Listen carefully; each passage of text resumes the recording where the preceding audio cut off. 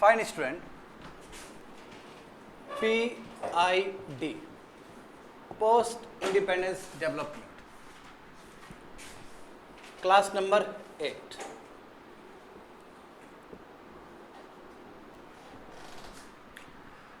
तो देखो पिछले क्लास में हम लोग क्या किए थे स्टूडेंट्स, इंदिरा गांधी कैसे जनरल इलेक्शन जीती थी 1971 में और कितना प्रचंड बहुमत से जीती थी, करेक्ट, 352 सीट्स।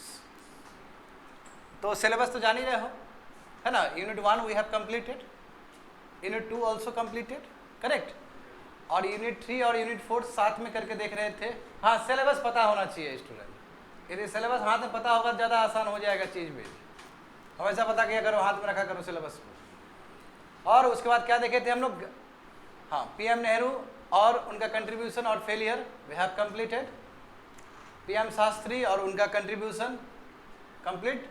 और तास्किन में जानते हो, तास्किन अग्रीमेंट के बाद क्या हुआ, नेक्स्ट डे उनका देहांत हो गया। वो डेथ अभी भी बहुत बड़ा मिस्ट्री है भारत के लिए, करेक्ट।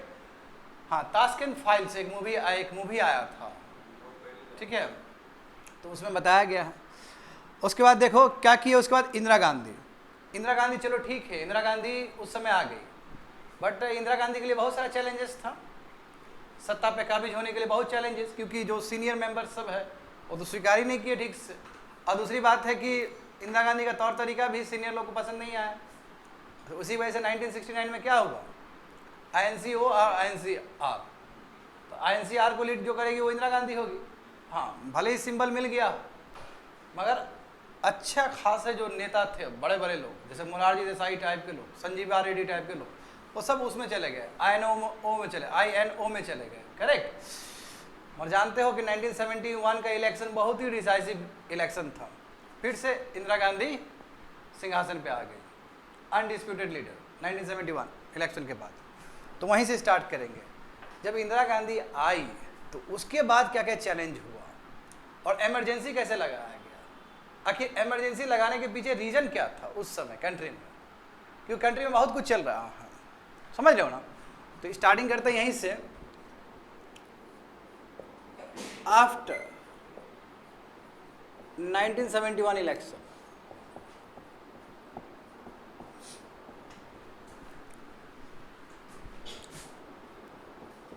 INC जो R था वो क्या हो गया, INCI हो गया, इंदिरा गांधी। और इंदिरा गांधी क्या, अनडिस्प्यूटेड लीडर।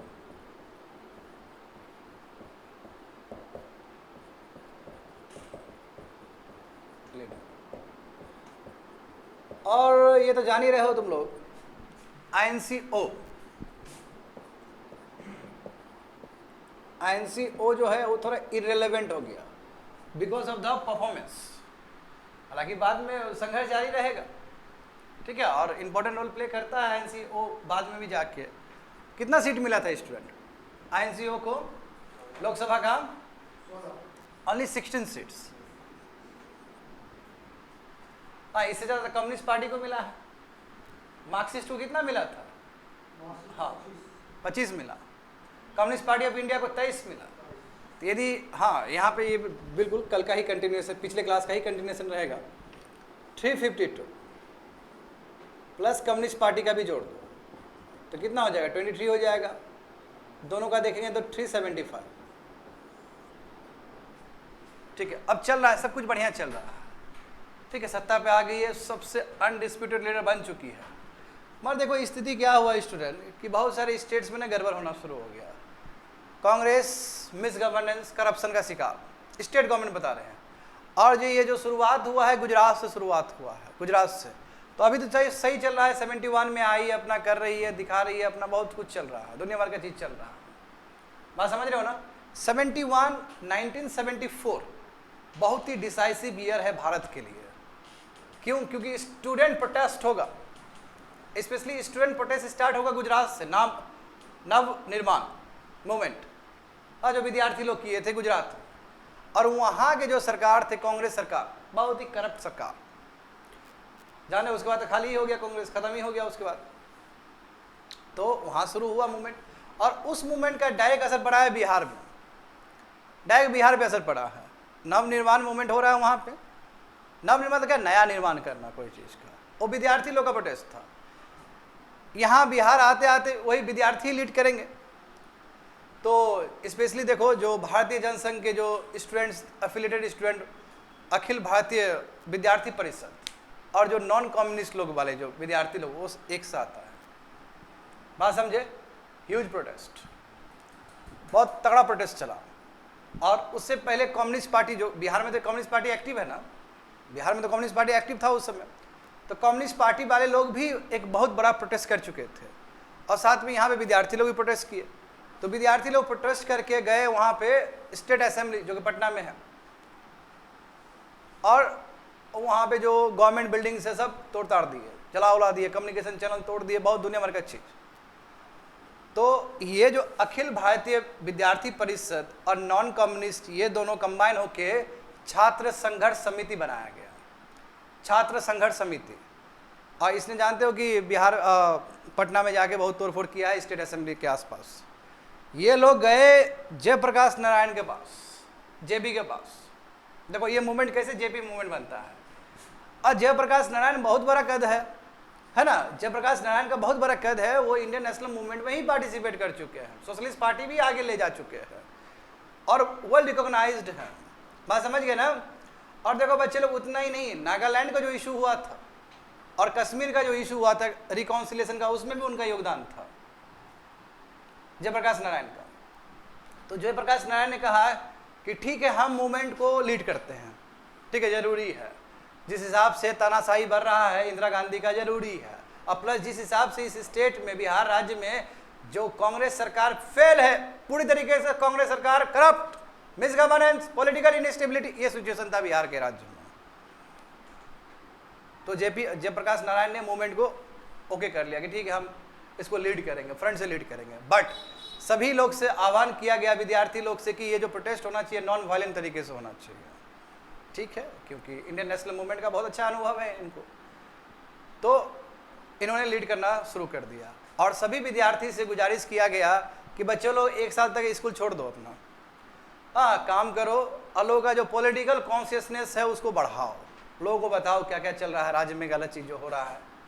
तो ठीक है, विद्यार्थी लोग निकले, आगे बढ़ा। तो अब उस बीच में आते जॉर्ज फर्नांडिस, बहुत बड़ा नाम है ना, उन्होंने वेस्टर्न रेलवे जोन उनको पूरा पैरालाइज कर दिया, और वही जो बाद में जाके ब्रॉडकास्टर भी बने हैं 1977 के गवर्नमेंट में। जब सत्ता गिरा तो फिर बनेगा ना जी। हाँ, तो अब देखो जॉर्ज फर्नांडिस का बहुत बड़ा रोल है यहाँ पे, और बिल्कुल यही जो समय है विद्यार्थी लोग, इसी के आसपास समय, अभी जो प्रेजेंट जो सीएम देखते हो नीतीश कुमार जी, उसी के प्रोडक्ट है, लालू प्रसाद जी उसी के प्रोडक्ट है, सब छात्र लोग सब है, छात्र संघविधि था ना, उसमें सब लोग शामिल रहते हैं। तो किसी ने सोचा नहीं था कि जेपी आंदोलन इतना बड़ा आंदोलन हो जाएगा, कोई इमेजिन नहीं कर सकता है कि इतना बड़ा आंदोलन हो सकता है ये। वेस्टर्न रेलवे जोन यदि ब्लॉक होने का मतलब समझते हो क्या है? गुजरात पे डायरेक्ट इम्पैक्ट, महाराष्ट्र पे डायरेक्ट इम्पैक्ट, पूरा नेटवर्क इम्पैक्ट पड़ जाता है। और उसके बाद हाँ, जयप्रकाश नारायण ने ये भी बात कहा था कि चलो ये मूवमेंट तो नॉन वायलेंट होगा ही होगा, बात सुनते जाओ, मूवमेंट तो नॉन वायलेंट होगा ही होगा, साथ साथ ये मूवमेंट केवल बिहार तक ही सीमित नहीं होना चाहिए। जयप्रकाश नारायण ने ये स्टेटमेंट दिया था, ये कंडीशन था, यानी कि वो बिहार तक ही नहीं था वो चीज़, वो बिहार से बाहर भी जाएगा, क्योंकि जहाँ जहाँ कांग्रेस का सरकार बुरा सरकार है, करप्ट सरकार है, मिस गवर्नेंस वाला सरकार है, वो हर जगह ही चोट पहुँचाना चाहेंगे, और हुआ भी ऐसा ही। तो ये तो बहुत बड़ा सिचुएशन आ गया ना कि उनका मूवमेंट फैल रहा है, और उनका मूवमेंट पैन इंडिया लेवल पे चला गया, मूवमेंट पैन इंडिया लेवल, यानी कि बिहार तक ही सीमित नहीं रहा।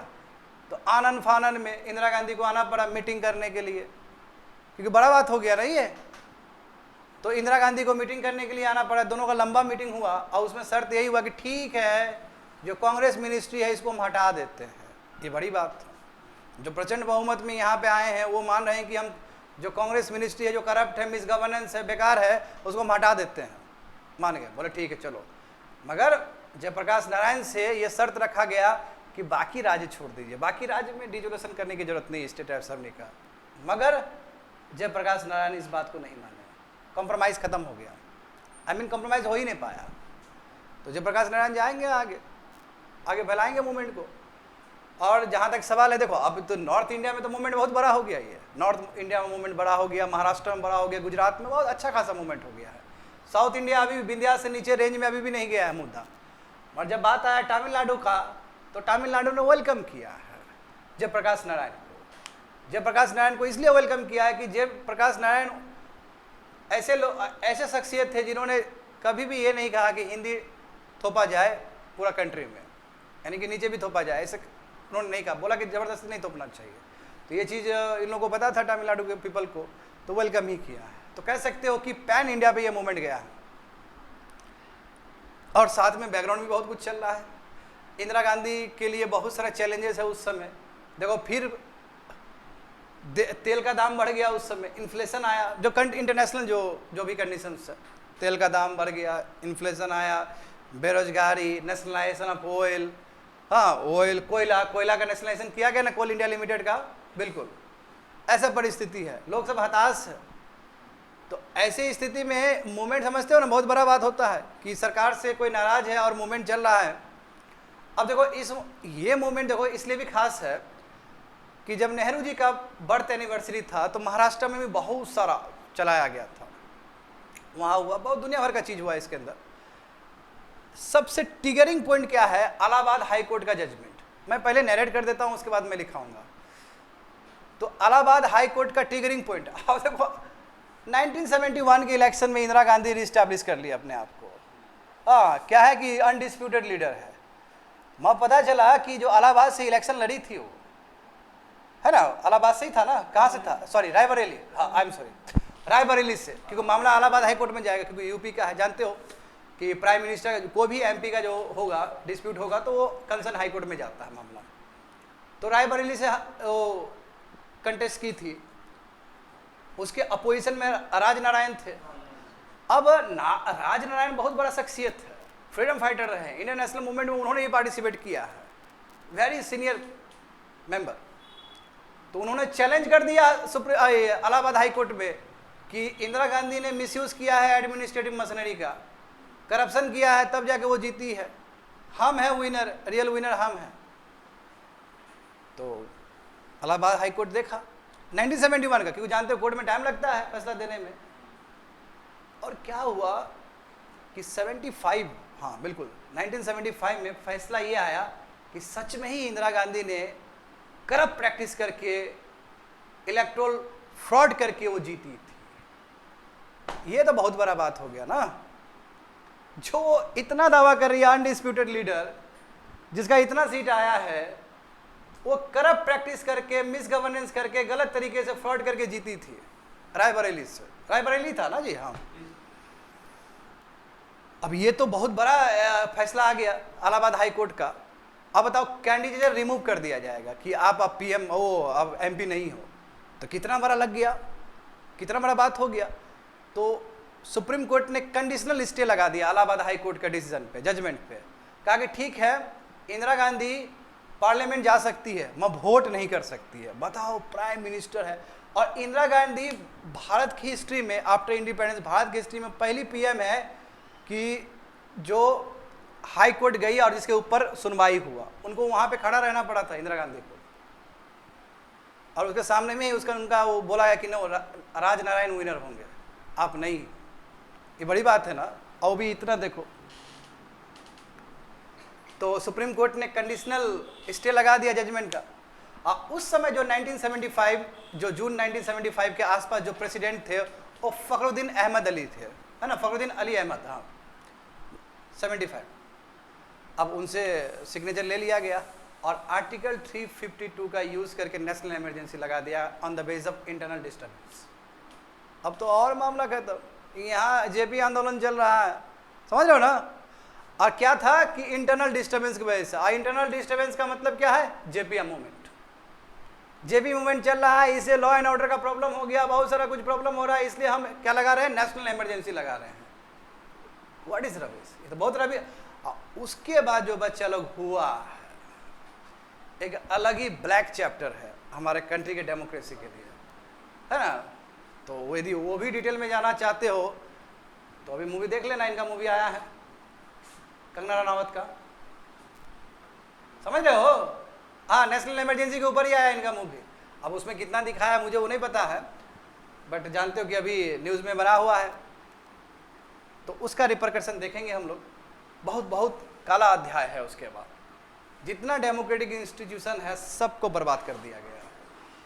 जर्नलिस्ट खत्म, न्यूज़पेपर खत्म, ऑल इंडिया जो रेडियो वहाँ पे आके कहा, उन्होंने कहा कि नेशनल इमरजेंसी लगाया जा रहा है।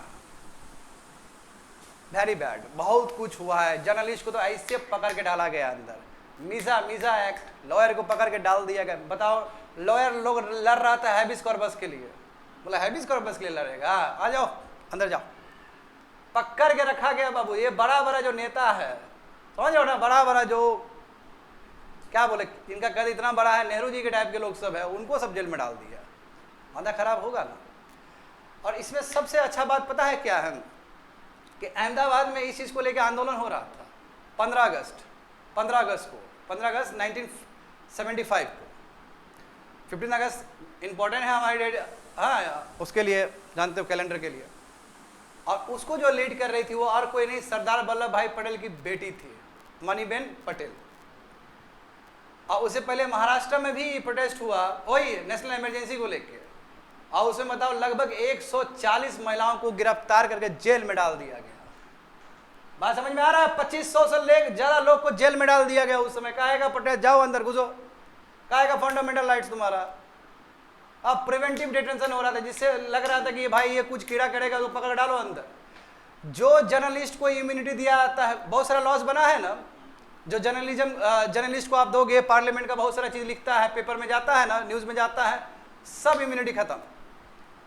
तो पूरी तरीके से कह सकते हो कि कंट्री अपने हिसाब से चलाना, और जो मन है वो करेंगे। Very bad. बाद में फिर जानते हो कि 77 में फिर इलेक्शन हुआ, उसमें हार गई वो। अब फिर उसके बाद जब पता चला कि ये खुद स्टेबल नहीं है जनता पार्टी, फिर वो हारा, फिर इंदिरा गांधी आई। इंदिरा गांधी का journey is so different. But ये जो है 75 से लेकर 77, ये ब्लैक स्पॉट है भारत की डेमोक्रेसी के। अच्छी बात ये कि इंडिया में क्या है, अच्छा बात ये है कि फिर डेमोक्रेसी लौट गया, अदरवाइज यहाँ से बर्बाद भी हो सकता था। और जनता पार्टी भले ही 2 साल के लिए आया सत्ता पे, उन्होंने जो काम किया है, जो उन्होंने प्रोटेक्शन किया है, उस चीज़ के लिए सर जाना चाहिए जनता पार्टी को, है ना। बहुत कुछ करके ना, काय का इंटरनल डिस्टर्बेंस करो उसको, आर्म्ड रेबेलियन। तो जनता पार्टी भले ही कम समय के लिए आया, मैं उसको प्रोटेक्ट कर दिया। और इंदिरा गांधी बाबू, यही समय है नेशनल इमरजेंसी के टाइम में, जो कॉन्स्टिट्यूशनल अमेंडमेंट होगा, धराधर होगा, एक वीक में एक होगा। और ऐसा होगा कि सुप्रीम कोर्ट कुछ नहीं कर पाएगा। सुप्रीम कोर्ट अपने जगह रहो, हम जो पार्लियामेंट सर्वोपरि है। पार्लियामेंट क्या कर सकता है, कुछ भी बना सकता है, संविधान को बर्बाद भी कर सकता है, संविधान को चेंज भी कर सकता है। Total power parliament. अब पार्लियामेंट का पावर का मतलब क्या है?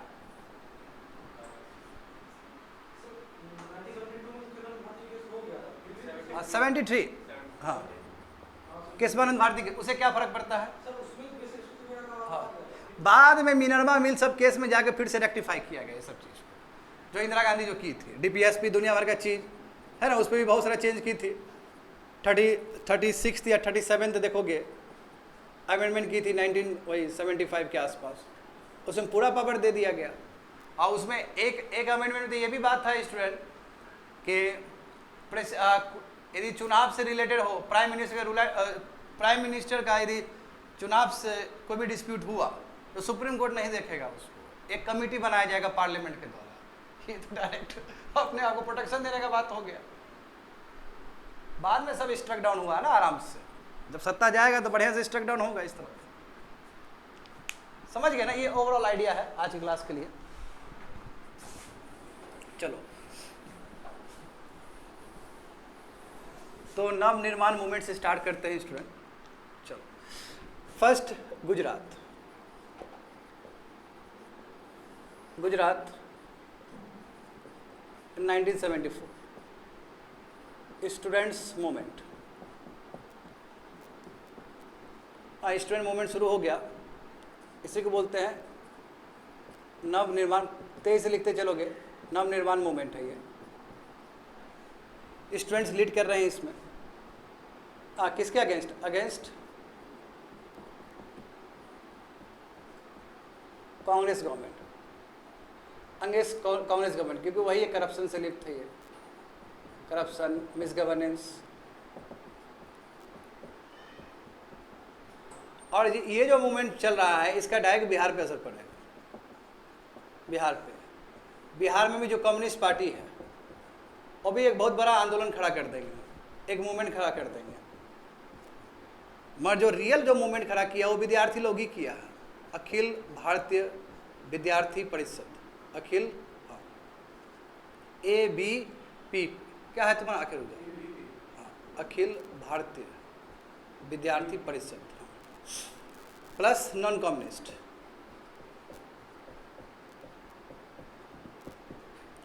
ये बनाए छात्र संघर्ष समिति, छात्र संघर्ष समिति, ठीक है। ये गए पटना, पटना का state assembly, lot of damage, पूरी तरीके से जो गवर्नमेंट प्रॉपर्टी है, जो गवर्नमेंट बिल्डिंग है उसको डिस्ट्रॉय कर दिया गया, समझे। CSS छात्र संघर्ष समिति, जयप्रकाश नारायण के पास गए, JP के पास गए। JP ने कहा ठीक है, I will lead the movement, मैं मूवमेंट को लीड करना तैयार हूँ। और जयप्रकाश नारायण बिल्कुल, इनका रिसेंट अनुभव, ऐसे तो बहुत बड़े फ्रीडम फाइटर रही है, मैं इनका रिसेंट का एक्सपीरियंस देखोगे उस समय का, तो yes, he had worked in reconciliation of Nagaland and Kashmir. बताओ, ऐसा स्टेट में भी इन्होंने अपना योगदान दिया था। दोनों बहुत सेंसिटिव स्टेट है कि नहीं, बताओ तो। हाँ, तो जयप्रकाश नारायण जी ने वहाँ पे भी योगदान दिया था। जयप्रकाश नारायण जी ने कहा कि ठीक है, आई लीड द मूवमेंट। रेडी हो गए कि मूवमेंट हम लीड करेंगे। बस शर्त क्या था, कंडीशन क्या था स्टूडेंट? कंडीशन ये था कि नॉन वायलेंट होना चाहिए, नॉन वायलेंट होना चाहिए प्रोटेस्ट मूवमेंट, और दूसरा क्या है, नॉट रिस्ट्रिक्टेड टू बिहार, केवल बिहार तक ही रिस्ट्रिक्टेड नहीं होगा, ये पैन इंडिया जाना चाहिए, नॉट रिस्ट्रिक्ट, क्योंकि बात केवल बिहार कांग्रेस मिनिस्ट्री तक ही सीमित नहीं था। हाँ, बिहार जो जिस तरह इंदिरा गांधी जो फैसला उसला ले रही थी ऊपर, लोग खुश नहीं थे, भले ही इमरजेंसी उस समय नहीं लगा, मगर जो गवर्नेंस पैटर्न था वो पसंद नहीं था। Not restricted to Bihar, Bihar तक ही सीमित नहीं होना चाहिए, ठीक है।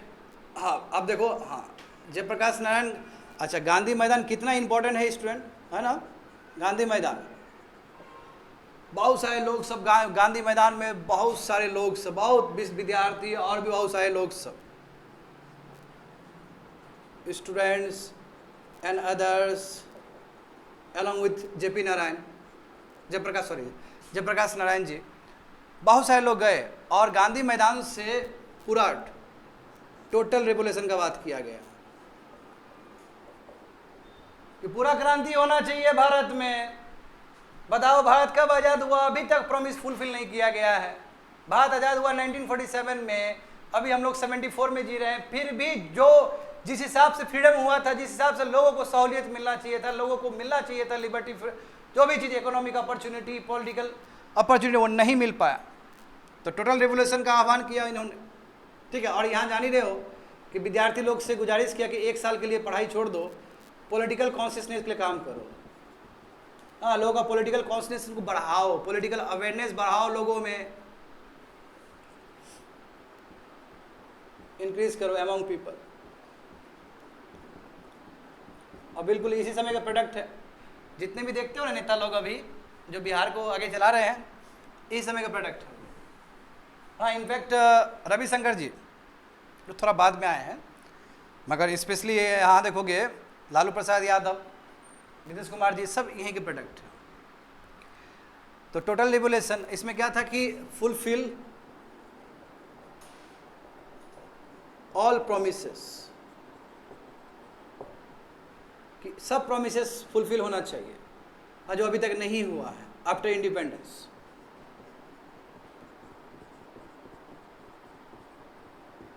तो देखो, गांधी मैदान बहुत ही इम्पॉर्टेंट है, स्पेशली आज़ादी के बाद। आज़ादी से पहले भी हुआ होगा, आज़ादी के बाद यदि कहोगे कि जो सबसे बड़ा जो मूवमेंट का जो आगाज़ हुआ, जो मूवमेंट का जो बिगुल बजाया गया, वो गांधी मैदान। तो गांधी मैदान बहुत इंपॉर्टेंट मायने रखता है भारत के लिए आफ्टर आज़ादी, क्योंकि इतना बड़ा मूवमेंट स्टार्ट होने जा रहा है, गांधी मैदान से ही आह्वान किया जा रहा है। अच्छा, अब देखो बिल्कुल यही समय है बच्चे लोग। जॉर्ज फर्नांडिस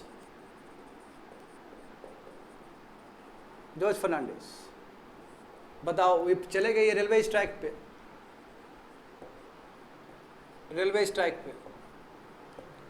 हाँ, जो वेस्टर्न जो रेलवे जोन है वो पूरी तरीके से पैरालाइज्ड हो गया। हाँ, इसमें बहुत सारे वर्कर्स पार्टिसिपेट किए थे, रेलवे वाले जो वर्कर्स हैं ना, सब बहुत सारे लोग पार्टिसिपेट किए थे इसमें। तो चल रहा है ये चीज। अब तो प्रेशर क्रिएट होगा सरकार के ऊपर, नहीं इतना बड़ा आंदोलन हो गया तो सरकार के ऊपर तो बहुत क्रिएट होगा ना प्रेशर, बिल्कुल। तो देखो अब इसको मैं इधर मिटा देता हूं। अब लगभग पैन इंडिया ये अचीव करने जा रहा है। ऊपर कहोगे तो नॉर्थ इंडिया में अच्छा खासा अचीव हो चुका है। डीएम, हाँ बोले थे ना कि नीचे देखोगे कि साउथ इंडिया में अभी टच नहीं था, साउथ इंडिया में ये टच नहीं था स्टूडेंट अभी तक, not yet touch this moment. अब देखो ये जिस हिसाब से भारत में जो मूवमेंट फैला, बिहार से जो बाहर निकला, तो ये किस मूवमेंट से जाना जाएगा? JP movement. वहां से जब निकलेगा तो पूरा पैन इंडिया पे जेपी मूवमेंट अब बन जाएगा ये। हाँ, साउथ इंडिया में नहीं था, बट वही बात है कि तमिलनाडु ने वेलकम ही किया इसको, वेलकम। मेन वही रीजन जो बताए हैं कि जयप्रकाश नारायण उनमें से थे जिन्होंने ज़बरदस्ती नहीं किया कि हिंदी इम्पोज होना चाहिए साउथ इंडिया में। हाँ, अब जाहिर सी बात है मीडिएशन होगा। इंदिरा गांधी और जयप्रकाश नारायण, लॉन्ग मीटिंग।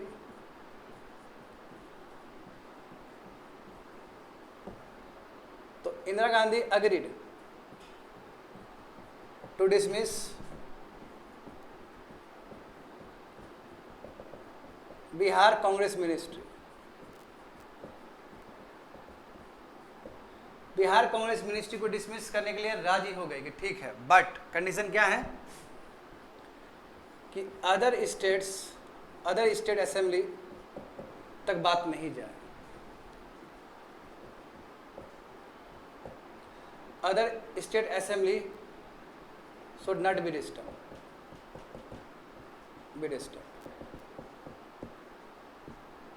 हाँ, बट जो कॉम्प्रोमाइज है वो फेल हो गया,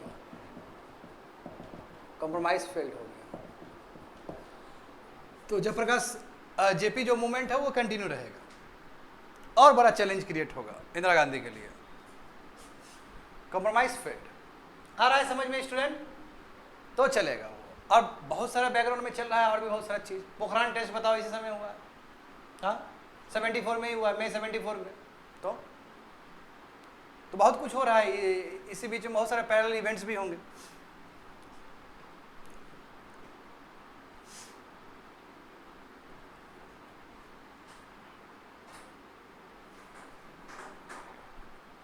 मिटा दे रही है।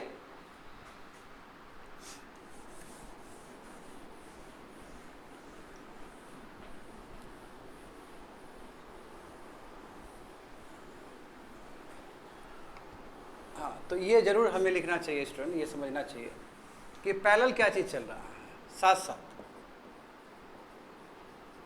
हाँ, पैरेलल इवेंट्स, ये पैरेलल सिचुएशन क्या क्या था उस समय जब ये जेपी आंदोलन चल रहा था। देखो कोई इंदिरा गांधी गवर्नमेंट से कोई खुश नहीं था, क्योंकि स्टेट गवर्नमेंट तो करप्शन, फुल करप्शन। और ऐसे मुझे बोलना नहीं चाहिए, मगर कांग्रेस के ऊपर बहुत करप्शन का चार्ज लगा है बाद में भी। देखो ना, जो मनमोहन सिंह का जो सरकार जो गया है, याद करो, वो भी आंदोलन की वजह से ही गया है, अन्ना हजारे का आंदोलन। सही बात है ना, वो भी करप्शन का ही बात था उसमें। तो कांग्रेस का सरकार में करप्शन अच्छा खासा चार्ज लगा है, पहले भी, इस समय भी चल रहा है ये। अच्छा, पैरेलल इवेंट देखोगे सिचुएशन देखोगे तो बहुत ज़्यादा है, देखो, और वो भी ईयर तुम्हारा वही बैड मानसून, मानसून सही नहीं आया, मानसून सही नहीं आएगा, जान ही रहे हो।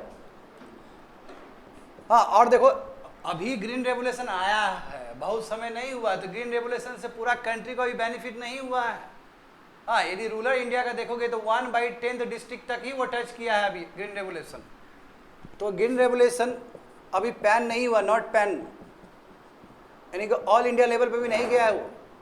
इसका तुमको जो प्रोडक्शन जो दिखना चाहिए ग्रीन रेवोल्यूशन का, वो अभी तक नहीं दिखा है, लोग त्रासदी में ही, दिक्कत में ही है। ऑयल प्राइस बढ़ गया है, ऑयल प्राइस बढ़ने का मतलब क्या है? डायरेक्ट इन्फ्लेशन, इन्फ्लेशन है, बेरोजगारी अभी भी स्टिल है, अनएम्प्लॉयमेंट। जानते हो तुम लोग monopoly over oil and coal का हुआ था ना नेशनलाइजेशन। हाँ देखो, याद करो तुम लोग, जब नेशनलाइजेशन ऑफ बैंकिंग का बात किए थे स्टूडेंट, है ना, 14 प्राइवेट बैंक को नेशनलाइज किया गया था ना, तो मोरारजी देसाई ने इस चीज़ का विरोध किया था कि नहीं किया था, बताओ? उन्होंने कहा था कि गलत होगा, ब्यूरोक्रेटिक हर्डल्स होंगे इसमें। Same for coal also, Coal India Limited जान रहे हो, बनाया गया, वो सरकार के अंदर आ गया वो पूरी तरीके से, और उसके बाद लेथार्जिक रहा है कोल इंडिया लिमिटेड, वो तो अभी जाके मोदी जी ने उनको हटा दिया फिर से, और कहा ना कि सबको सब ऑक्शन कर सकते हैं, सभी लोग आ सकते हैं उसमें। तो ये भी लोगों को पसंद नहीं आ रहा था, क्योंकि ह्यूज रिसोर्सेस ना। तो bad monsoon, green revolution not pan result, है ना, पूरी तरीके से फायदा नहीं दे रहा था। ऑयल प्राइस है, इन्फ्लेशन है, अनएम्प्लॉयमेंट है, मोनोपोली ओवर ऑयल एंड कोयल बाय गवर्नमेंट। और देखो और भी इवेंट हुआ है, देखो पोखरान टेस्ट, बिल्कुल पोखरान टेस्ट हुआ है स्टूडेंट। पोखरान जान रहे हो ना, कहाँ है पोखरान? राजस्थान में पोखरान टेस्ट हुआ, एटॉमिक, पहला बार भारत में एटॉमिक टेस्ट हुआ। हाँ, स्माइलिंग बुद्धा प्रोजेक्ट जो था, एटॉमिक, हाँ, टेस्ट हुआ पोखरान में 1974। देखो साइंटिस्ट की तरफ से प्रेशर आ रहा था इनके ऊपर, इंदिरा गांधी के ऊपर, कि करवा लेते हैं। कहो क्यों? क्योंकि देखो स्टूडेंट 1964 में ही चाइना ने भी कर दिया था। चाइना ने जो न्यूक्लियर टेस्ट किया था वो 1964 में किया था। इनफैक्ट तुम लोग को पता होना चाहिए, ये बहुत सारे जो अपोजिशन पार्टी थे ना, उसमें से, हाँ मुझे याद आ रहा है, एक कोई पार्टी ने कहा था शायद, हाँ ये भारतीय जनसंघ ही है शायद, हाँ भारतीय जनसंघ ही है, उनके एक लीडर ने कहा था कि हमारा भी टेस्ट होना चाहिए, शायद श्यामा प्रसाद मुखर्जी ही थे शायद, ठीक है ना, शायद, हाँ मतलब भारतीय जनसंघ से ये कोई बहुत बड़े लीडर थे। उन्होंने कहा था कि जब चाइना का हो चुका है, चाइना का न्यूक्लियर टेस्ट हो चुका है, तो भारत को भी करना चाहिए। हालांकि उस समय हम लोग नहीं किए, अल्टीमेटली आके 1974 में हम लोग स्माइलिंग बुद्धा पे काम किया, यानी कि पहली बार हमने टेस्ट किया स्माइलिंग बुद्धा। देखो अभी ये पैरेलल चल रहा है, हालांकि इंदिरा गांधी के ऊपर अभी बहुत संकट है जेबी मूवमेंट का। जेबी मूवमेंट ने पूरा कमर तोड़ दिया सरकार का, मगर साथ साथ ये भी चल रहा है। हाँ, 75 का बात होगा इंटीग्रेशन ऑफ सिक्किम।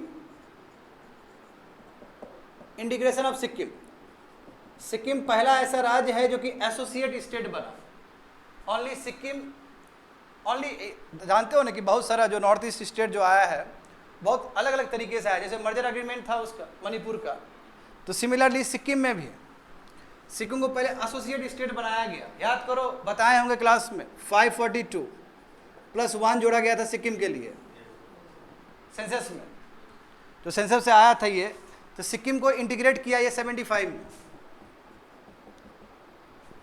और वहाँ छोगेल राजा को दुनिया भर का है वो इवेंट है, वो तुम लोग पॉलिटी में पढ़ते रहोगे बैठ के। तो ये सब पैरेलल मूवमेंट हो रहा है, समझे ना, पैरेलल इवेंट चल रहे हैं। तो सरकार से नाराज है लोग सब, देख रहे हो।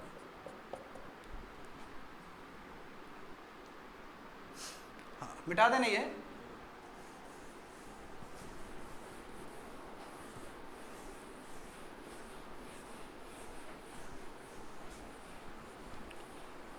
अब देखो स्टूडेंट, अब जो इम्पोर्टेंट जो चीज़ है नेशनल इमरजेंसी, अब नेशनल इमरजेंसी की तरफ कैसे पहुंचता है बात। अभी तो मूवमेंट चल ही रहा था, कहीं कोई कॉन्सेप्ट नहीं था नेशनल इमरजेंसी का अभी तक, तो स्टिल ठीक है, इतना दिक्कत है, इधर जेपी आंदोलन भी है। मगर जो सबसे जो इम्पोर्टेंट है ये है स्टूडेंट कि 1975 में Allahabad high court, Allahabad high court में पिटीशन गया, petition filed by Raj Narayan. हाँ, क्या पिटीशन फाइल किया था कि 1971 के जो इलेक्शन में ना अपने जगह से, रायबरेली से, अपने जगह से इंदिरा गांधी ने हाँ एडमिनिस्ट्रेटिव मशीनरी का यूज़ करके करप्शन करके वो जीती है, एमपी का चुनाव जीती है। ये एलिगेशन था, चल रहा था, इनफैक्ट चल रहा था, पहले ही चला गया था। तो फैसला आया, इलाहाबाद हाई कोर्ट ने कहा कि यस करेक्ट बात है, राज नारायण ही विनर होंगे इसके। ठीक है, तो इलाहाबाद हाई कोर्ट ने जजमेंट दिया अगेंस्ट इंदिरा गांधी। इंदिरा गांधी को वहां बैठना पड़ा था कोर्ट में। ठीक है, यानी कि इंदिरा गांधी का जो कैंडिडेचर है, यानी कि जो बनी है एमपी, वो एमपी जो है वो हो गया, ख़त्म हो गया। बट मीनवाइल क्या हुआ, सुप्रीम कोर्ट ने कंडीशनल स्टे लगा दिया इलाहाबाद हाई कोर्ट के जजमेंट के ऊपर। कंडीशनल स्टे लगा दिया। कंडीशनल स्टे समझते हो, स्टे लग गया है कुछ दिन के लिए और उसके ऊपर कंडीशन है। कंडीशन क्या है कि इंदिरा गांधी पार्लियामेंट में, लोकसभा में जा सकती है, यानी पार्लियामेंट में जा सकती है, बट कांट वोट नहीं दे सकती। यदि वोटिंग का बात आएगा, होता ना जी, मोशन होता है तो वोट देना पड़ता है ना, बट वोट नहीं दे सकती है। ये लगा, ये बहुत बड़ा बेइज्जती है मेरा। उस समय जो प्रेसिडेंट थे, कहा था प्रेसिडेंट को भी ठीक से नहीं पता था कहाँ सिग्नेचर करना है, क्या करना है। प्रेसिडेंट का नाम क्या है, फखरुद्दीन अली अहमद, ऐसे कुछ नाम है इनका। चेक करो तो स्टूडेंट इंटरनेट पे, फखरुद्दीन अली अहमद, यही नाम है ना इनका? हाँ, तो फखरुद्दीन अली अहमद से सिग्नेचर करवा ली। और देखो, if I am correct, June 1975 national emergency लगा दी बाय इन्वोकिंग द आर्टिकल 352। संविधान का जो आर्टिकल है 352 को यूज करके इसने नेशनल इमरजेंसी लगा दी। और किस ग्राउंड पे? On the ground of internal disturbance. Internal disturbance. और ये कब तक गया है स्टूडेंट? 21 मंथ तक कैरी हुआ है नेशनल इमरजेंसी, लगभग 21 मंथ तक चला, 20-21 मंथ कह सकते हो, 1.5 साल और 2 साल के बीच में। ठीक है स्टूडेंट, समझ गए ना? हाँ, ये हो गया, नेशनल इमरजेंसी लगा दी। अब जो यहाँ से धराधर जो अमेंडमेंट जो होगा, ठीक है, देखो अब अमेंडमेंट होगा, बहुत सेवरल अमेंडमेंट्स, बहुत सारे अमेंडमेंट्स किए जाएंगे। हाँ, जैसे 36 है, 37 है, इस तरह का अमेंडमेंट। अब इसमें क्या हुआ कि देखो बहुत सारा अमेंडमेंट है। जैसे इसमें देखो पार्लियामेंट का जो पावर है बहुत बढ़ा दिया गया अमेंडमेंट करके, पावर इंक्रीज्ड। और उसमें क्या है, एक अमेंडमेंट 37 में क्या है कि तो प्राइम मिनिस्टर से रिलेटेड, प्राइम मिनिस्टर का इलेक्शन से रिलेटेड कुछ भी डिस्प्यूट होगा, वो सुप्रीम कोर्ट नहीं देखेगा, उसको कमेटी देखेगा। Committee appointed by parliament.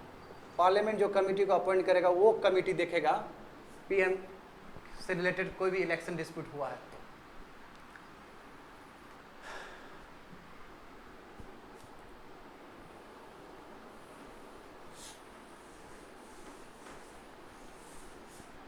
समझ गए ना, पार्लियामेंट का पावर। अब बताओ पार्लियामेंट का पावर इतना ज़्यादा है, देखो।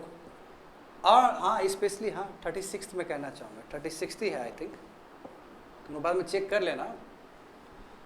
जो सबसे शुरुआत का जो अमेंडमेंट था उसमें ये था स्टूडेंट कि नेशनल इमरजेंसी पे सुप्रीम कोर्ट वो नहीं कर सकता है, फैसला नहीं सुना सकता।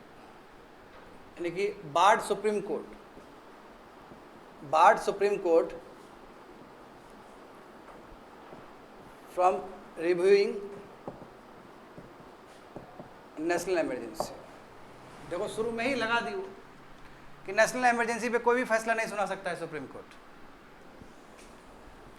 तो इस तरह का हरकत इंदिरा गांधी के द्वारा, ठीक है। और भी बहुत सारे अमेंडमेंट हुए हैं स्टूडेंट। हाँ, पार्लियामेंट का पावर इतना ज़्यादा बढ़ा दिया कि पार्लियामेंट अब संविधान को बदल सकता है। मैं इतना इजी तो नहीं होना चाहिए संविधान को बदलने का, इससे तो पूरा व्यवस्था ही खत्म हो जाएगा। समझ गए? हाँ, अब देखो स्टूडेंट, चलो ये हो गया। अब यहाँ देखते हैं कि इम्पैक्ट क्या पड़ा, इम्पैक्ट्स ऑफ नेशनल इमरजेंसी।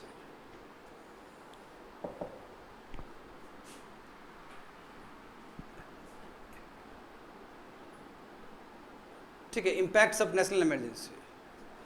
तो यदि मैं बात करूं इसका, हाँ, जर्नलिज्म का, न्यूज़ सब का, तो उसमें देखो बहुत सारे जर्नलिस्ट को गिरफ्तार कर लिया गया। यानी कि जर्नलिस्ट को पहले जो इम्यूनिटी मिलता था कि कोई भी आप न्यूज़ लिख सकते हो पार्लियामेंट से रिलेटेड, वो इम्यूनिटी ख़त्म कर दिया गया। बहुत सारे जर्नलिस्ट को जेल के अंदर डाल दिया गया। जो प्रेस काउंसिल है ना, अभी भी प्रेस काउंसिल हमारा, प्रेस काउंसिल ऑफ इंडिया, उसको रिबिल्ड कर दिया, ख़त्म कर दिया गया।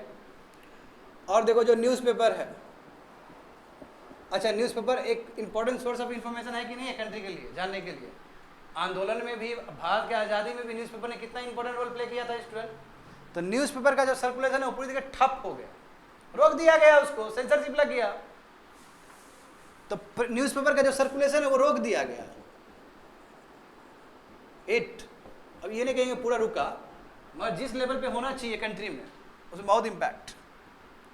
देखो उसके बाद जो फ्रीडम फाइटर्स, सब जान ही रहे हो, फ्रीडम फाइटर्स लोग जो इम्पोर्टेंट पर्सनालिटी, इम्पोर्टेंट जो जयप्रकाश नारायण के मूवमेंट जुड़े हुए थे, सबको जेल में डाल दिया गया, पुट इनटू जेल। अच्छा, जयप्रकाश नारायण को भी डाल दिया गया था ना, बताओ, खुद जेपी को डाल दिया गया अंदर, बड़े बड़े लीडर लोग को डाल दिया, कोई मर्सी नहीं। जॉर्ज फर्नांडिस भी गए हैं ना अंदर। हाँ, अब बिल्कुल ये लालू प्रसाद भी जी गए थे, वही मीसा लगा दिया था, मीसा, इसलिए उनका जो बड़ी बेटी हुई थी तो मीसा रखा गया उनका नाम, बिल्कुल। तो नया एक्ट आया था यही। तो चलो अब मैं जर्नलिज्म का बता रहा हूँ। देखो यहाँ पे लॉयर भी है, मीसा एक्ट, एक एक्ट बनाया था। मीसा एक्ट के अंदर बहुत सारे लोग गए हैं, लालू प्रसाद भी गए हैं, ठीक है। और मीसा देखो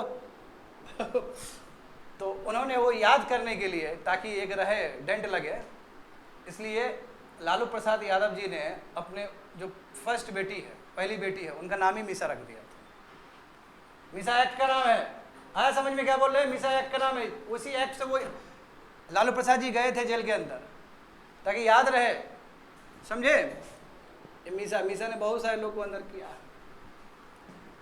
अच्छा, नेशनल इमरजेंसी लगाया, ठीक है, इतना कुछ हुआ, मैं जो नेशनल इमरजेंसी जो लगाया था, इंटरनल डिस्टर्बेंस, बट वो इंटरनल डिस्टर्बेंस कैसे क्रिएट हुआ?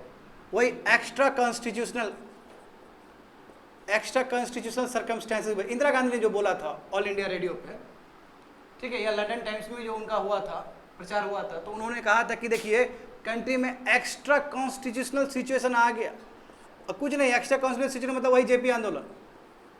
बड़ा हो गया ये आंदोलन स्टूडेंट, इतना बड़ा हो गया कि अब इसको नहीं झेला जा रहा है, इस मूवमेंट को। पैन इंडिया पे चला गया वो मूवमेंट, बात समझ रहे हो ना? वो सत्ता खत्म कर देगा, खा जाएगा। उसके बाद देखो ना इलाहाबाद हाई कोर्ट का जजमेंट, एक तो यहाँ चल रहा है या कि यहाँ भी पकड़ा गई, वो क्या होगा? एक्स्ट्रा एक तो झूठो का या नहीं, एक्स्ट्रा कॉन्स्टिट्यूशनल सिचुएशन, एक तो वो क्रिएट कर दिया एक्स्ट्रा कॉन्स्टिट्यूशनल सिचुएशन। बहुत क्रिटिसिज्म हुआ है उधर भी, लंदन में पूरा पेपर निकल रहा है, उसमें सिग्नेचर है सभी यहाँ के फाइटर्स लोग का। तो बाहर का देश लोग मदद करता है ना इस टाइम में, जानते हो ना, सोमेनम स्वामी वहाँ पे यूएस में जाके अपना ही अलग काम कर रहे हैं। सोमेनम स्वामी जी जानते हो कि भारतीय जनता पार्टी के एक बहुत अच्छे मेंबर हैं, पहले वो भी उनके मेंबर जनसंघ नहीं, वो दूसरा पार्टी जनता पार्टी के मेंबर रहे थे वो। एनीवे ये देखो, ये समझ गया ना, ये हुआ तो ना जर्नलिस्ट को छोड़ा, ना लॉयर्स को छोड़ा स्टूडेंट, ना फाइटर्स, फ्रीडम फाइटर्स लोग को छोड़ा गया, सबको जेल में डाल दिया गया। अब इस चीज़ को लेकर आंदोलन होगा। चलो पहले तो जयप्रकाश नारायण का आंदोलन चल रहा था, अब नेशनल इमरजेंसी को लेकर आंदोलन होगा कंट्री में। तो आंदोलन जो सबसे इंपॉर्टेंट हो रहा है, हर जगह ही हो रहा है, जो सबसे इंपॉर्टेंट जो आंदोलन हुआ महाराष्ट्र में हुआ था। महाराष्ट्र में आंदोलन होगा। अच्छा, महाराष्ट्र में जो आंदोलन होगा वो डेट चुना जाएगा नेहरू जी के बर्थडे, वो बताने के लिए कि देखो तुम्हारे पिताजी कितने अच्छे थे, तुम क्या हो।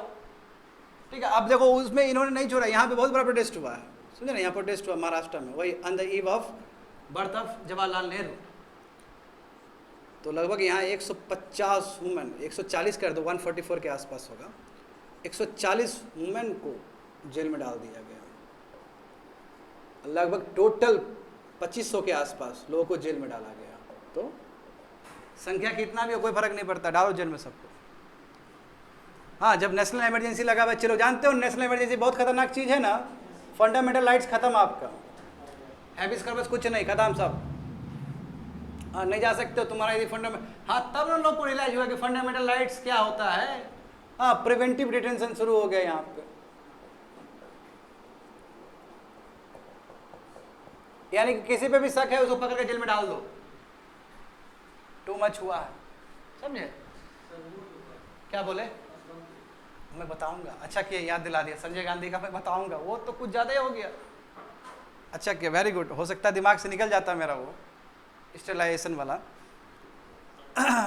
ये हो गया ना, ये समझ गया ना ये। हाँ, तो ये एक इम्पैक्ट पड़ा देखो। हाँ, मिडिल क्लास पे भी देखो, मिडिल क्लास पे अच्छा ही इम्पैक्ट पड़ा है इसका।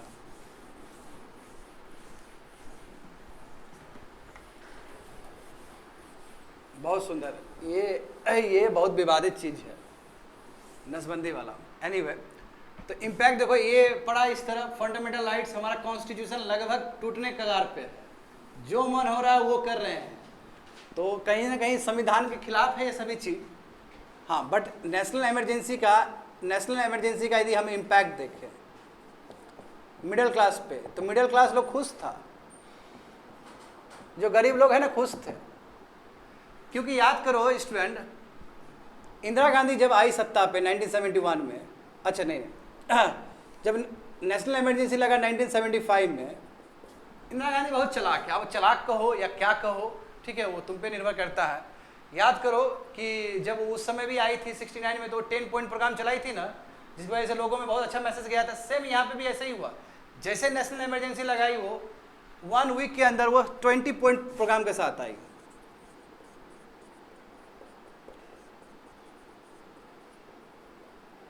और उसमें वही बात है, वेलफेयरिज्म, बात समझ रहे हो, वेलफेयरिज्म का बात है इसमें भी, यानी कि वही एमएसपी का बात है, सब वेलफेयर, ये सब चीज़ वेलफेयरिज्म से रिलेटेड था।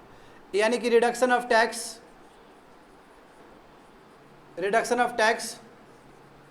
फॉर मिडिल क्लास के लिए टैक्स कम होगा, है ना। एबोलिशन ऑफ बॉन्डेड लेबर ख़त्म किया जाएगा भारत से, हालांकि बहुत पहले ही बात था वो, और स्ट्रिक्टली ख़त्म किया जाएगा बॉन्डेड लेबर सब। तो यानी कि जो भी 20 पॉइंट प्रोग्राम के अंदर है, समझे, उससे एक तरह से वेलफेयरिज्म होगा मासेस का, और ये हिट कर गया, एक्चुअली ये अच्छा मैसेज गया। तो ये भी मत सोचना विद्यार्थी लोग कि सभी लोग नेशनल इमरजेंसी को अपोज कर रहे थे, कई ऐसे भी तबके थे, कई ऐसे भी सेक्शन ऑफ सोसाइटी थे जो वेलकम किए इस नेशनल इमरजेंसी का। देखो जिस तरह आपको इम्पैक्ट पड़ता है आप उस तरह आप लेते हो, है ना, आप रिएक्ट करते हो। तो जैसे मिडिल क्लास ने बहुत वेलकम किया इस चीज़ को, और जान के हैरान हो जाओगे विद्यार्थी लोग, जो क्राइम रेट है बहुत कम हो गया था। और समझ ही रहे हो क्राइम रेट कम होने का रीजन, एक डर है ना, इमरजेंसी लगा हुआ है, डर है जी, कुछ करो। एक तो ऐसे ही अच्छा आदमी को पकड़ के अंदर डाला जा रहा है, जो बुरा आदमी होगा उसके साथ तो और बुरा कर दिया जाएगा। अभी तुम्हारे साथ लॉ है, अभी तुम्हारे साथ जज है, तुम्हारे साथ कोर्ट है, कुछ भी आदमी बुरा काम करता है फिर भी उसको मौका मिलता है अपने आप को डिफेंड करने का। अब कहाँ डिपेंड करोगे, क्राइम रेट कम हो गया था। हाँ, बिजनेस अच्छा ग्रोथ हुआ, बिजनेस ग्रोथ। और लोग तो ये भी कहना शुरू कर दिए थे कि यदि नेशनल इमरजेंसी से ये सब होता है तो जो बिल्कुल होना चाहिए, और सही है, डेमोक्रेटिक तरीके से कंट्री विकास नहीं करेगा, चाहिए इस तरह का चीज़ ताकि एक अच्छा ग्रोथ हो। ये सब भी डिबेट, इसलिए कहते हैं कि नेशनल इमरजेंसी एक बहुत डिबेटेबल टॉपिक है, क्योंकि सब पे सेम इम्पैक्ट नहीं पड़ेगा। बिजनेस अच्छा खासा ग्रोथ हुआ, और उसके बाद देखो गुड मानसून, जैसे इससे पहले देखे थे ना बैड मानसून था, अच्छा ये रहा है गुड मानसून। जब गुड मानसून होगा तो एग्रीकल्चर प्रोडक्टिविटी अच्छा हो जाएगा ना, एग्रीकल्चर भी बढ़ना शुरू हो गया, फार्मर्स को भी बहुत बेनिफिट हुआ, इससे लोगों को भी बहुत बेनिफिट हुआ, इन्फ्लेशन कंट्रोल। तो मिडिल क्लास के लिए बहुत ही कह सकते हो वेलकमिंग स्टेप था। बिजनेस क्लास वाले लोग भी, कैपिटलिस्ट क्लास वाले लोग भी बोले थे ठीक है कोई दिक्कत नहीं है, इससे ज़्यादा ग्रोथ हो रहा है। हाँ अच्छा, बच्चे लोग जब हो रहा है तो ये चीज़ जब हो रहा है तो तुमको ये भी समझ में आना चाहिए कि हुआ क्या, तानाशाही, नेशनल इमरजेंसी लगा हुआ है ना अभी। अब देखो राज्य पे क्या असर पड़ा, स्टेट पे क्या असर पड़ा। ये देखो तमिलनाडु में डीएमके जीता हुआ था ना, याद है, डीएमके जीता हुआ था। डीएमके का टेन्योर 1976 में खत्म हुआ डीएमके का। तो कायदे से क्या होना चाहिए, बच्चे लोग इलेक्शन होना चाहिए कि नहीं होना चाहिए, बताओ यहाँ पे स्टेट राज्य में। आप जानते हो नेशनल इमरजेंसी के टाइम में क्या होता है कि स्टेट पूरी तरीके से सबऑर्डिनेट हो जाता है सेंटर का, जो सेंटर चाहेगा वो करेगा। बताओ कायदे से यहाँ तमिलनाडु में क्या होना चाहिए था, इलेक्शन होना चाहिए था, प्रेसिडेंट रूल लग गया। Can you believe it, president rule लगा दिया गया। इसके बाद तमिलनाडु में प्रेसिडेंट रूल लगेगा। जाओ,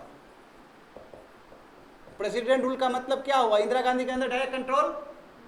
गुजरात में भी यही हुआ, डीएमके का टेन्योर खत्म हो गया था, 76 में फ्रेश इलेक्शन होना चाहिए था, वहाँ प्रेसिडेंट रूल लगा दिया गया वहाँ पे। गुजरात देखो, गुजरात में जो जनता पार्टी ये देखो, ये भी पॉलिटिकल अनस्टेबल हो गया। जैसे पॉलिटिकल अनस्टेबल हो गया, जान रहे हो ना, वही आया राम गया राम, नहीं ये इसका मैं गुजरात का बता रहा हूँ। अब गुजरात से शुरू हुआ था ना नवनिर्माण वाला मूवमेंट, जो जनता पार्टी वहाँ पे आया था वो भी अनस्टेबल हो गया। जब अनस्टेबल हो गया तो कहाँ जाएगा, ये प्रेसिडेंट रूल लगेगा यहाँ पे। जाओ, ज़्यादा गुजरात में उछल रहे थे तो राज्य लोग को तो टेंशन दिया ही है, नेशनल इमरजेंसी हमारा चलेगा, हमारा जलवा चलेगा। तो अब देखो इतना, देखो ये सब क्या है, स्टेट संविधान के हिसाब से स्टेट को पावर मिलना चाहिए कि नहीं मिलना चाहिए, बताओ किस लेवल पे गया है। जर्नलिज्म, न्यूज़ से लेके हर एक चीज़, कितना तुम बता भी नहीं पाए, हर सेक्टर में ही तुमको नजर आएगा ऊपर से कंट्रोल। तो एक क्लास से अब तक कोई चांस ही नहीं था कांग्रेस का यहाँ जीतने का, तमिलनाडु में जीत पाएगा क्या। तब से तो डीएमके है, डीएमके आईडीएमके एडीएमके है ना स्टूडेंट, यही गया है। जैसे डीएमके आया वहाँ का पॉलिटिक्स ही चेंज हो गया, मद्रास का, तमिलनाडु का। उसके बाद ना कांग्रेस आया, बीजेपी छोड़ ही दो, दूर दूर तक नहीं है। इस बार भी बीजेपी 2024 में उम्मीद लगा रहा था ना कि एक कम से कम सीट होगा, वो भी नहीं। खैर कोई बात नहीं है, हम बोले कि नीचे का पॉलिटिक्स अलग है, स्पेशली यहाँ पे जहाँ पे हिंदी एंटी हिंदी एजिटेशन हो रहा था। चलो ये हो गया। अब बात करते जो सबसे कंट्रोवर्शियल चीज रहा था नेशनल इमरजेंसी के टाइम में, दैट इज स्टेलाइजेशन, नसबंदी। ये बहुत खतरनाक चीज है स्टेलाइजेशन। अच्छा देखो स्टूडेंट, जब से भारत आज़ाद हुआ, अच्छा शुरू में भारत जब आज़ाद हुआ तो पॉपुलेशन कितना था 1951 के सेंसस के हिसाब से 36 करोड़, 361 मिलियन है ना, एक ही बात 36 करोड़ था। तो पॉपुलेशन कंट्रोल करने का तब से ही दिमाग में था कि फैमिली प्लानिंग होना चाहिए। बट जानते हो कि भारत में परंपरा रहा है ज़्यादा फैमिली मेंबर्स का शुरू में, अभी तो खैर बहुत चेंज हो गया है, अभी तो फर्टिलिटी रेट 2 चला गया है, 2.1 से भी कम चला गया है ना अभी। उस समय जानते हो कि पॉपुलेशन होना, फैमिली मेंबर ज़्यादा होना, ये हमारा शुरू से रहा है। तो स्टेलाइजेशन का मतलब क्या है, नसबंदी करवाना, वही फोर्स स्टेलाइजेशन हो रहा था नॉर्थ इंडिया में, और बहुत ज़्यादा तो दिल्ली में हुआ। अब ये स्टेलाइजेशन जो पॉलिसी है, इसका सुझाव देने वाला कौन है, संजय गांधी। संजय गांधी, अब देखो संजय गांधी भले ही चलो ठीक है ये कंट्रोवर्शियल पॉइंट में जुड़े हैं, मगर खतरनाक आदमी थे संजय गांधी, राजीव गांधी तो दूर दूर तक पॉलिटिक्स में नहीं थे जी, है ना। राजीव गांधी दूर दूर तक पॉलिटिक्स में नहीं थे, जो कि जानते हो कि प्राइम मिनिस्टर भी बने भारत के। यदि इंदिरा गांधी के जो विरासत को कोई आगे ले जा सकता था तो वो संजय गांधी था। वही संजय गांधी जिनके पत्नी का नाम मेनका गांधी है, और वही मेनका गांधी जिनके पुत्र का नाम वरुण गांधी है, जो कि यूपी से भी लड़ते हैं, ठीक है, और बहुत पॉपुलर है वरुण गांधी, और बहुत ही काम करने वाले आदमी हैं वरुण गांधी। देखते हो बीजेपी को लेकर हमेशा वो रहता है, अभी बीजेपी पार्टी में है मेनका गांधी। तो संजय गांधी, अच्छा संजय गांधी का देहांत कैसे हुआ पता होना चाहिए तुम लोग को, है ना। फ्लाइंग क्रैश हो गया, और उसमें भी वही बात है, लोग कहते हैं कि रसिया का हाथ था। मैं ठीक है, इंदिरा गांधी अब बोली कि ठीक है अब बच्चा खत्म ही हो गया तो अब क्या करेंगे। कहा जा रहा था कि रसिया का ही हाथ है इसके पीछे। Anyway, on the advice of Sanjay Gandhi, इन्होंने कहा कि विलेज लेवल पे इंफ्रास्ट्रक्चर डेवलप्ड होना चाहिए स्टेरिलाइजेशन के लिए। जबकि इंडियन फैमिली है, यानी कि इंडियन सोसाइटी जो है, इंडियन फैमिली वो अधिक बच्चे को रखना चाहता है, और जो नॉर्म्स रहा है शुरू से, इसके विरोध में तुम काम कर रहे हो, नसबंदी पकड़ के नसबंदी करवा रहे हो, है ना। तो सबसे बड़ा जो बैकलैश हुआ है, जहाँ कह सकते हो सरकार और लोगों के बीच में जो सबसे बड़ा बैकलैश देखने को मिला वो दिल्ली है, दिल्ली। अब बताओ, आदमी को पकड़ के नसबंदी करवाया जा रहा है, क्योंकि जो पॉपुलेशन ग्रोथ है वो एक ह्यूज कंसर्न था शुरू से ही कि पॉपुलेशन कंट्रोल होना चाहिए, मगर इस तरीके से तो नहीं होना चाहिए। ये तरीका अनएथिकल तरीका है, तरीका अनएथिकल है। एम कुछ भी हो, ऑब्जेक्टिव कुछ भी हो, मगर तरीका बहुत ही गलत है। तो कह सकते हो कि ये चीज़ को लेकर लोगों के बीच में एक निगेटिविटी रहेगा कि इमरजेंसी के टाइम में ज़बरदस्ती ये प्रोग्राम चलाया गया था। ये भी तो इम्पैक्ट ही है नेशनल इमरजेंसी का। ऐसे कोई कंट्री डेमोक्रेटिक कंट्री हो, बढ़िया से सिस्टम चल रहा हो, तो इस तरह का प्रोग्राम लाओगे तो अपने आप रिजेक्ट हो जाएगा वो। बात समझे ना, तो ये एक इम्पैक्ट है। हाँ, परेशान हो गई, ये भी क्या चल रहा है, ये वो माथा खराब होगा। नेशनल इमरजेंसी, बाहर से मीडिया, ये वो, अंदर से इतना कुछ, सरकार को तो सब कुछ पता रहता है क्या हो रहा है कि नहीं हो रहा है ना। तो 21 मंथ का लॉन्ग इमरजेंसी चला, बहुत लंबा है जी। 21 मंथ समझता है तुम लोग? 21 महीना नेशनल इमरजेंसी लगाना किसी कंट्री में कोई छोटा बात तो नहीं है, और वो भी इंटरनल डिस्टर्बेंस के रूप में लगाना कोई छोटी बात तो नहीं है। बस सत्ता पे काबिज रहने के लिए आप 21 मंथ तक के लिए नेशनल इमरजेंसी लगाए हो, तो बहुत ही अनएथिकल चीज़ है ये। तो दिमाग खराब हुआ बहुत तरह का बात। फिर 21 मंथ के बाद कहा कि ठीक है फिर फ्रेश इलेक्शन में जाएंगे, 1977 का फ्रेश इलेक्शन होगा। अब जानते हो कि अब क्या हुआ, जितने भी अपोजिशन पार्टी थे, जितने भी, देखो याद करो बच्चे लोग, INCO जिनको बहुत कम सीट मिला था, 16 सीट ही मिला था। हाँ, भारतीय जनसंघ, हाँ जनसंघ हो गए, अखिल भारतीय जनसंघ ये हो गए, और दुनिया भर का और भी पार्टी सब विलीन हो गए। और एक कॉमन सिंबल से ये लोग आप टक्कर देंगे, किसको? इंदिरा गांधी को। और पार्टी का नाम क्या होगा? जनता पार्टी। अब डायरेक्ट फाइट होगा जनता पार्टी।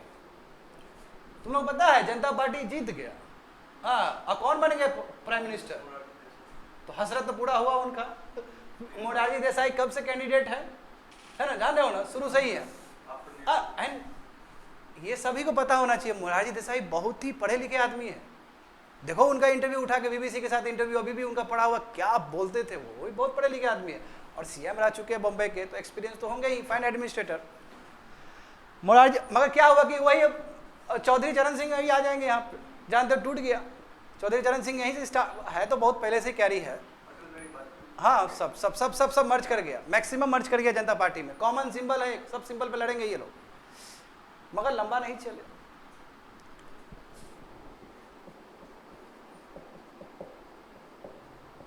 कह सकते हो 2-2.5 साल, फिर 80 में फ्रेश इलेक्शन बच्चे लोग, और इंदिरा गांधी फिर से वापस होना, फिर से। हाँ, इंदिरा गांधी फिर तब तक रहेगी जब तक ऑपरेशन ब्लू स्टार का रिजल्ट ना आ जाए, यानी कि उनका हत्या ना हो जाए।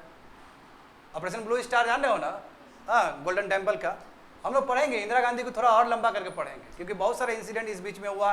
और भिंडर वाला जो हुआ था, है ना, अकाली दल वाला जो मूवमेंट हुआ था, जो सिख स्टेट का जानते हो, खालिस्तान इशू, कितना बड़ा मुद्दा बन गया था खालिस्तान वाला। अच्छा, जनता पार्टी, सुनो स्टूडेंट, जनता पार्टी आया, ठीक है, मानते हैं कम समय के लिए आया है, मगर they have done great work. हाँ देखो, इसमें जो इंटरनल डिस्टर्बेंस है, सबसे पहले तो इसी वर्ड को ख़त्म किया गया, इंटरनल डिस्टर्बेंस। बहुत कुछ चेंज हुआ है, पॉलिटी में पढ़ोगे स्टूडेंट लोग। इंटरनल डिस्टर्बेंस को हटा के आर्म्ड रेबिलियन किया गया है। आर्म्ड रेबिलियन होगा तभी इस तरह का आप कर सकते हो। 2 क्लॉज और है ना, तीसरा क्लॉज में इसको हटा दिया गया, आर्म्ड रेबिलियन। और उसके बाद जानते हो, पॉलिटी पढ़ोगे बिल्कुल, उसमें क्या है कि कोई भी बिल जाए पार्लियामेंट से, लोकसभा राज्यसभा से, तो जो प्रेसिडेंट है वो रिकंसिडरेशन के लिए भेज सकते हैं। हालांकि इंदिरा गांधी ने और वो कर दिया था, प्रेसिडेंट का पावर को और कम डाइल्यूट कर दिया था, मगर कहीं ना कहीं कम समय में इन्होंने बहुत रेक्टिफिकेशन किया है। तो नेक्स्ट क्लास में हम लोग पढ़ेंगे ये इलेक्शन, इसके बाद क्या क्या हुआ, फिर इंदिरा गांधी का वापस आना, फिर उसके बाद क्या हुआ, फिर राजीव गांधी का उदय होना। अच्छा, मैं थोड़ा बोल ही देता हूँ। तुमको पता है Rajiv Gandhi and Amitabh Bachchan, very good friend, बहुत अच्छे दोस्त। अमिताभ बच्चन भी इलेक्शन लड़ने के लिए आए थे। अरे हारे कहाँ, जीते हैं वो प्रचंड बहुमत में। हाँ, राजेश खन्ना को हराया गया था बोल के। एल.के. आडवाणी और राजेश खन्ना का था ना, वो बोला गया था कि ये एल.के. आडवाणी का भविष्य खराब हो जाएगा, छोड़ दीजिए। वो बहुत नाखुश थे इस चीज़ को लेकर। तो हाँ, आप देखो बहुत भयानक जीते हैं ये। मैं बाद में बताओ, ये राजीव गांधी ही अमिताभ बच्चन को लाए पॉलिटिक्स में, और राजीव गांधी ने ही बोला कि छोड़ दिया, आप छोड़ दीजिए, क्योंकि इस आदमी का जो पॉपुलैरिटी है ना, समझ रहे हो ना, पॉपुलैरिटी ज़्यादा हो जाता है तो दिक्कत है वो भी। फिर जो मेन जो रहेगा काबिज, उसको दिक्कत हो जाएगा ना फिर, क्योंकि गेम पावर का है। तो जो प्राइम मिनिस्टर बनेगा वो सबसे ज़्यादा पावरफुल होना चाहिए, दिखना भी चाहिए, उसका पॉपुलैरिटी ग्राफ भी वैसा होना चाहिए। मगर अमिताभ बच्चन तो कुछ ज़्यादा ही पॉपुलर आदमी। और जया बच्चन ने मुंह दिखाई में वोट मांग लिया, मुंह दिखाई में वोट मांग लिया अमिताभ बच्चन के लिए। बहुत फैसिनेटिंग है। हाँ, हम बंगाल से आए, हम बहू है आपके, होता है तुझे। तुम देखो उनका उठा के, वसुंधरा राजे के उठा के देख लो राजस्थान का। वसुंधरा राजे भी तो बहू है राजस्थान की, तो उन्होंने भी तो मांगा है। तो पॉलिटिक्स का तरीका है, हम बाहर से आए, हम आपकी बहू है, वोट दीजिए हमको। और बहुत ज़्यादा वोट से जीते थे अमिताभ बच्चन। ठीक है, खैर वो तो हम देखेंगे राजीव गांधी के केस में। That's it, completed.